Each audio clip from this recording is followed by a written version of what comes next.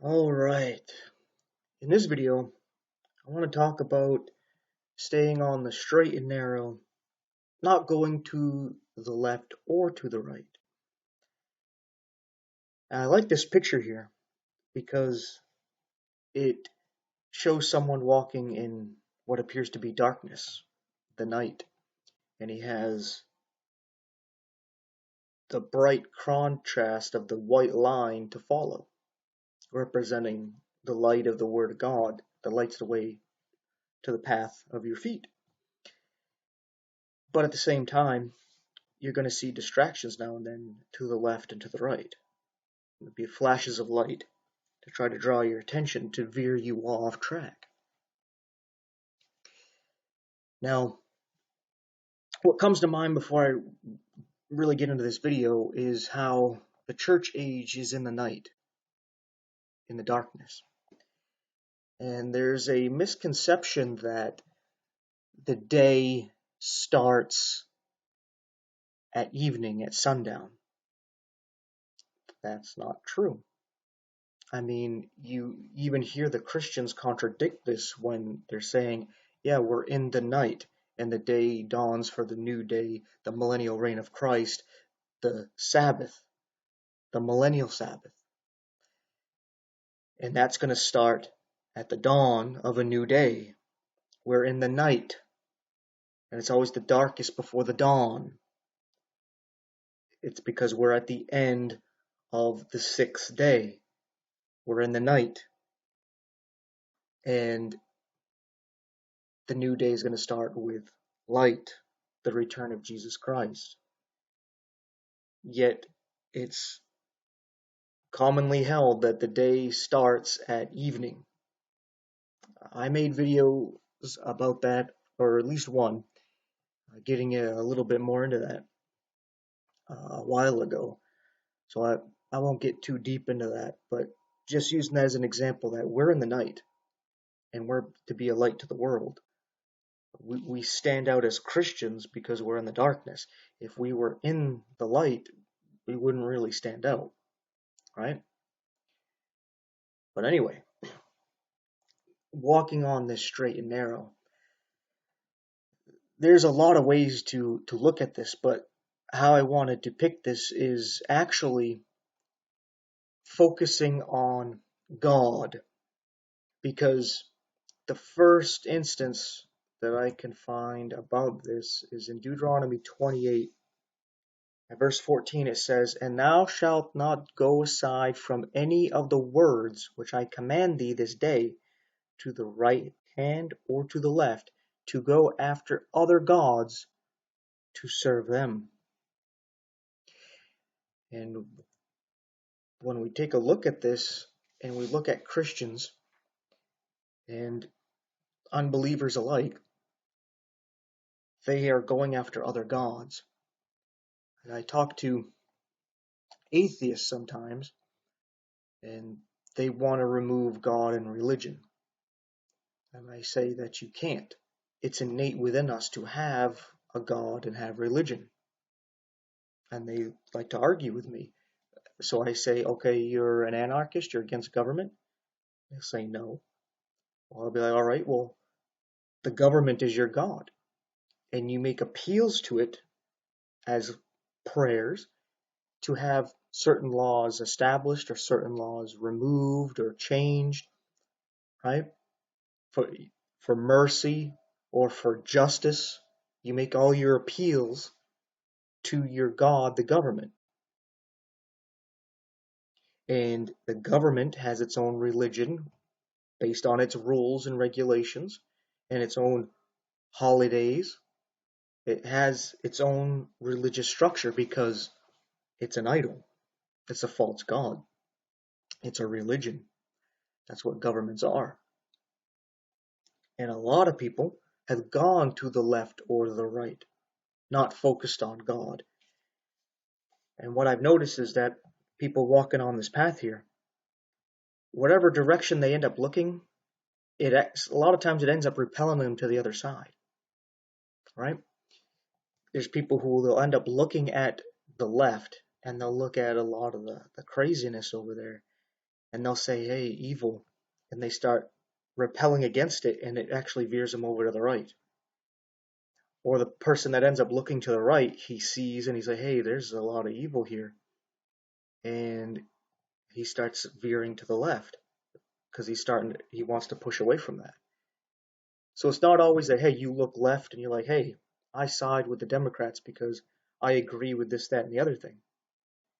And it's not always the opposite where, oh, I look to the right and I agree with a lot of things from the Republicans. It's a lot of times they see, hey, there's some obvious evil here. Oh, there's some obvious evil here. And they end up trying to go against it, right? Because it leaves an impression on them. So they end up going to the other side, and then they ignore the evils on the other side because the evils they saw first stick with them a little bit more than seeing it again. Kind of like the first time you see maybe a horror movie or hear a scary story, it really hits you. But then as you hear more, it's not as terrifying, not as shocking. You become a little bit desensitized. So you see the evil here first. Well, the evil here doesn't look so bad now. If you see the evil over here first, well, the evil over here doesn't look so bad now. So I notice that's what ends up happening is when you talk to a Democrat, they're not going to talk about the good things about their party. They're going to talk about the evil things of the other side. You talk to a Republican, they're not going to talk about the good things about themselves. They're going to talk about the evil things of the Democrats. Because you see, that's what's on their mind. They're seeing the other side and they don't like what they see. So that's why they're on the side they're on. But they're not really taking the time to turn around and look at what they're doing because they think they're on this straight and narrow. And when they turn to the left, they're actually backing up to the right. Where they turn to the right, they're actually backing up to the left. And once they do that, they've actually gone after other gods. Their god becomes the Democratic or Republican parties. And their high priest becomes whoever the candidate is to be president for the left or the right. But ultimately, the left and the right, they come down as their two wings of the same bird, who will just say is Satan. One side he'll put as direct Satan, the other side he'll put as Lucifer. So one side looks like the good guys, one side looks like the bad guys, and it's vice versa depending how you see things. And he uses that to get you to veer to one side or the other. And your focus is not on God and making your appeals to God and coming to God. No, you're focused on your God, the government, and setting up your high priest in the government so that you can have things the way you want them to be in this world. And you end up making an idol out of your high priest, which is your presidential candidate or actual president. And you've gone astray. You've gone off the path. And we're told not to go to the left or to the right. And I think that's very telling where that's what they would call the Democratic parties and, well, the government parties. The Democrat and Republicans is the left and the right. So you veer off to one side or the other. I want to look at a few more passages that talk about this. Joshua chapter 23 verse 6 says, "Be therefore very courageous to keep and to do all that is written in the book of the law of Moses, that ye turn not aside therefrom to the right hand or to the left." Right? Your God is God. Yod He Vav He, Jesus Christ.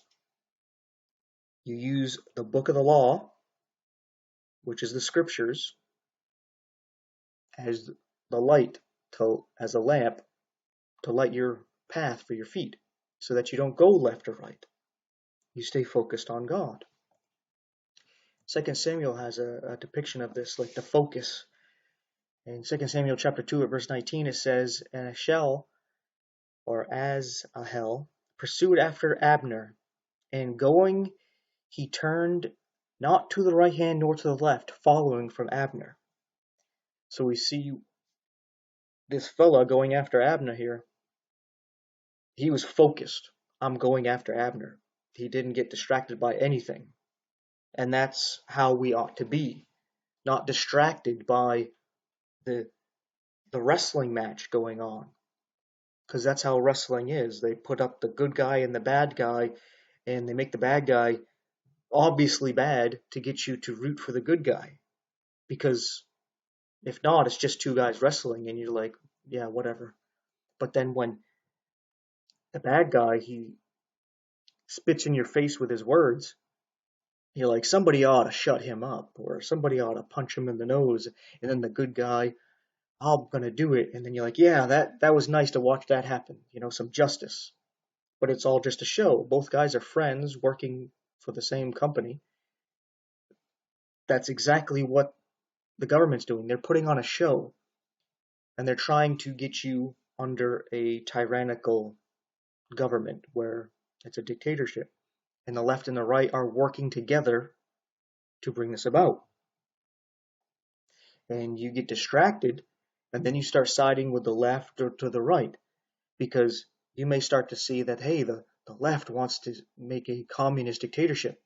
I want to fight against it by supporting the right.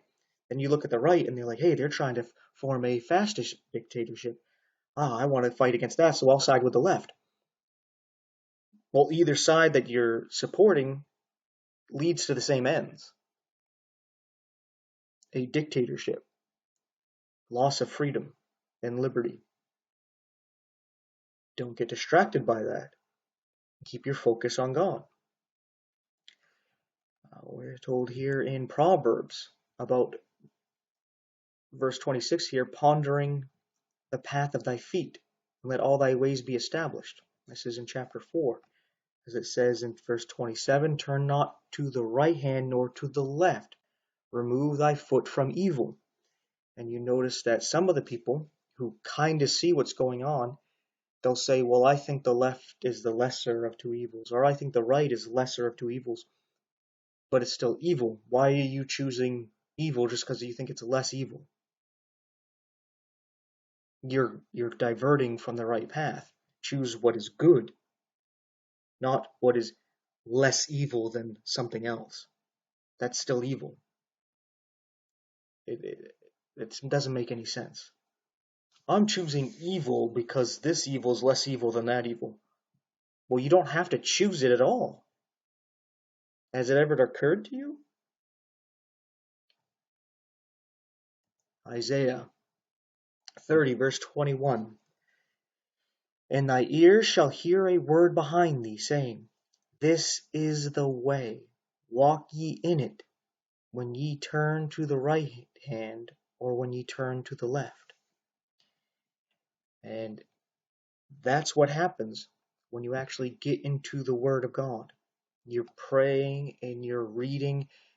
Even if you're having trouble grasping what you're reading, you're not sure on the history, you're not sure on what it means, but you think about it, you pray about it, and you just read it. Well, the Word of God is now in you.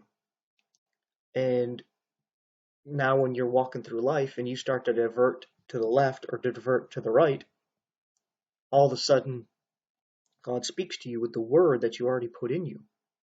And a verse that you may not even think had any meaning, it was just filler, pops out to you, and then you realize, hey, I'm going too far to the left here. I need to get back on the path here. Or, oh, I'm going too far over to the right. And yes, that can mean morally speaking. This can be used not just for government, but that seems to be the main idol god, as eventually the world is going to form a one world government. It's going to be the world's god, and they're going to have the Antichrist as its high priest.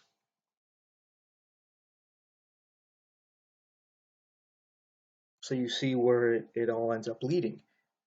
And then, as we read in Revelation, the woman, the harlot, which would be apostate Christianity, that's the biggest form of it is Catholicism, is destroyed by the beast, by the 10 kings. It's because there can only be one God. And this government is using the church to bring everybody into it. And then when it's used up its purpose, it's removed so that it doesn't take any of the worship that the state wants. That's why the Christian denominations are 501c3 organizations. They are mixed with the governments. That's why there's certain things that they have to speak on annually, and there's certain things they gotta not say anything about, or say in a good light, or say about certain things in a bad light, or else they'll lose their 501c3 tax exempt status. And they get all kinds of issues, right? But you don't need to be part of the system. But that leads to a whole nother thing about common law and what is lawful compared to what is legal. And yeah, you can look into that stuff. I made videos about it. I think a lot of the videos that I posted when I started this channel have a lot to do with common law, so you can go check those out if you're interested. But yeah, stay on the straight path. So thanks for watching. So that fella couldn't join the church. He couldn't join the church. He couldn't get baptized. He couldn't get baptized. He woke up with God. He woke up with the devil. Are you saved? Amen. So that fella didn't take the sacraments. Didn't take the sacraments. Didn't say the rosary. Didn't say the rosary. Didn't tithe. Didn't tithe. He went to heaven. He went to hell. You saved? Didn't keep the law. He didn't keep the law. He broke the commandments. He broke the commandments. He didn't keep the golden rule. He didn't keep the golden rule. He woke up in glory. He woke up in the pit. Are you saved? You're saved. If you're not saved, you're over here or you're over here. You sure ain't in the middle. He said, Lord, remember me, thou comest thy kingdom. And Jesus turned to him and said, verily I say unto thee, today shalt thou be saved. Just like that. You have been saved? If you ever saved, you were saved like that.